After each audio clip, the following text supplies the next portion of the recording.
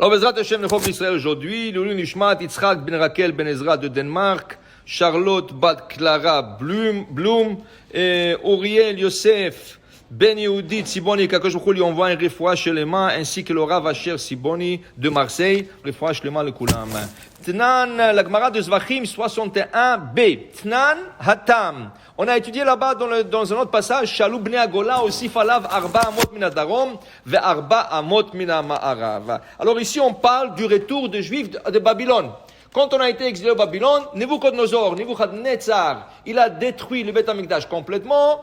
Les Juifs ont été exilés à Babylone, ils sont restés là-bas 70 ans. Ils ont passé d'un exil à un exil dans un exil. Qui veut dire qu'ils sont passés de Babylone et la Babylone a été conquise par Parasumadai, des rois, la Perse et la Mède, et ils ont tourné ça, Malché Parasumadai, et ça c'est la fin de l'exil où on parle de l'histoire de Hanouka, Mordechai et Esther, c'est la fin de l'exil de Parasumadai. D'ailleurs, comme on écrit dans la Megillah, Beimei Achashverosh, Malché Parasumadai, Amolech Meod de Makouch, et là, 70 ans plus tard, Ezra Sofer, il décide de reprendre tous les Juifs avec l'aide de Koresh, fils de Esther et Achashverosh, qu'il a subventionné la reconstruction de Beth Amikdash. Seulement, ça n'a pas marché au début parce qu'il y avait beaucoup de karaïtes, il y avait beaucoup de sectes qui ont empêché la construction de Beth Amikdash. Ça a pris une deuxième fois par les rois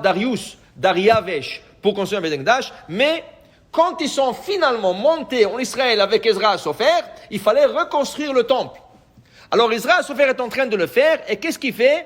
Au Sifu, ils ont ajouté sur la grandeur du Misbéach, de l'autel. Combien ils ont ajouté? 2 mètres. Arba Amot, qui sont 2 mètres, mina darom, du côté sud de l'autel. Ve Arba Amot mina ma'arav, et 2 mètres qui est 4 coudées du côté ouest de l'autel pour élargir, pour faire plus de la place pour des sacrifices. Okay? Dit la Gemara, Maïtama, quelle raison ils ont élargi? Rav Yosef, Mishum de l'Osapik, car il n'y avait pas assez de place pour mettre le sacrifice. Tu mets un taureau déjà, tu couvres tout le Misbéach. Okay?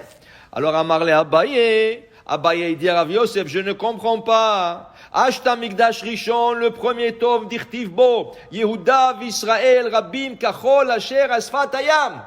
Le premier temple au temps du roi Salomon, c'est écrit que les Juifs étaient nombreux comme les grains de sable au bord de la mer. Il y a un roi grec qui s'appelait Agrippas. Il voulait recenser les Juifs à Jérusalem. Et autour de Jérusalem, pas autour d'Israël, autour de Jérusalem, il a trouvé cette année-là qu'il a fait le recensement 12 millions de Juifs. Alors il y avait encore quelques millions en Israël.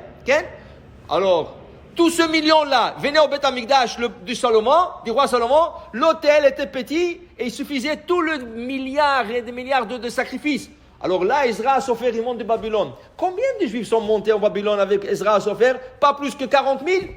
La majorité des Juifs ne voulaient plus monter en Israël, ils voulaient rester dans la diaspora. Alors qu'est-ce que tu me dis, Rav Yosef? Tu me dis qu'ils ont élargi de 2 mètres de côté sud et de côté ouest, 2 mètres encore, parce qu'il n'y avait pas assez de flammes sur le sacrifice. Ils n'étaient que 40 000. Shlomo Amelech, ils étaient kachol asher sfatayam, comme le grain de sable sur la mer, et c'était suffisant. Répond la Gemara. Amarle, Rav Yosef répond à Abaye, Atam, Esh shel shamayim misayatam, Acha, En Esh shel shamayim misayatam. C'est différent. Là-bas, dans le temps du roi Salomon, il y avait un feu qui descendait du ciel et s'est installé sur l'autel. Et dans le feu, quand tu regardais le feu, tu voyais un lion. Et tu voyais comment, quand tu mettais un taureau sur le feu, comme si ce lion-là, il dévore le lion, le sacrifice, le taureau, il restait rien en quelques secondes. Esh min hashamayim, c'était un feu du ciel qui consumait le sacrifice. Et là, tu pouvais mettre des centaines de milliers de sacrifices, tout. D'un deuxième temple, ils n'avaient pas cette chance. Ils n'avaient pas Esh min hashamayim. Et en plus de ça, dans le feu, ils trouvaient une image d'un chien. Le chien, comment est-ce qu'il mange déjà?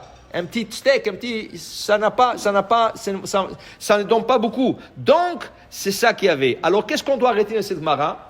Tout dépend de la bracha. Ça dépend de la bracha. Si tu as la bracha d'Hachem, tu peux avoir des milliers et des milliers de sacrifices, tu n'as pas de bracha. Il y avait une fois un jeune homme, il étudiait au Kollel. Il est venu voir Rav Shach. À cette époque, Rav Shach c'était le grand Reshiva. Il est venu voir. Il dit, Rabbi, je suis au Kollel, je gagne $500 par mois. Mais j'ai trouvé un travail magnifique. Faire de bagel dans une compagnie de bagel de 3 heures du matin à 5 heures du matin. 2 heures. Mais ils vont me payer $1,000 par mois. Alors il dit, Rabbi, écoutez, je vous demande votre conseil. J'ai fait ça de 3 heures à 5 heures du matin. Je vais aller prier Vatikin et je rentre au Kollel. Et là, j'ai $1,500 par mois. Qu'est-ce que vous dites? Le Rabbi dit, ne le prends pas. Ne le fais pas. Reste au Kollel avec son $500, c'est mieux. Il dit, mais Rabbi, j'ai la chance de tripler mon salaire. Il dit, non, ne le prends pas. Donc, il a écouté. 2 mois plus tard, ça lui a travaillé la tête. Il dit, pourquoi je vais prendre? Qu'est-ce qu'il y a là-bas? Il n'y a ni des femmes, ni des... qu'est-ce que 2 heures faire le bagel le matin, c'est pas la fin du monde. Il est parti, il a commencé à travailler, il a fait d'argent et tout ça. 6 mois plus tard, il revient voir le Rav en pleurant. Il pleure. Il dit, qu'est-ce qu'il y a? Il dit, vous vous rappelez de moi? Il dit, oui, je rappelle de vous. Qu'est-ce qu'il y a?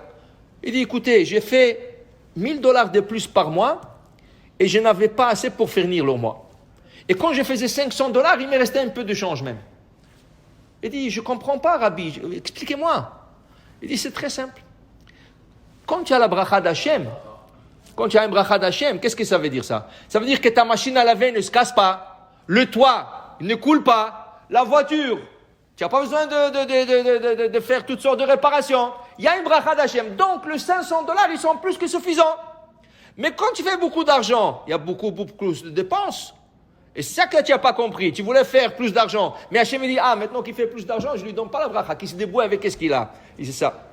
Quand tu as la bracha, c'est fini. Tu es bien. Alors pour te dire, il faut toujours demander la bracha d'Hachem.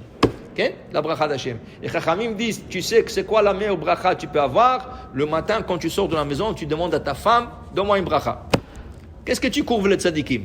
Dis à ta femme, donne-moi la bracha, la femme, c'est la bracha de la maison. Mais à Hachem, qu'elle te dit, tu réussis aujourd'hui, tout ça. Ça, c'est déjà, tu as la bracha d'Hachem. Nianiach beracha el betecha. Ta bracha se trouve dans ta maison. Baruch Adonai le'olam. Amen ve amen.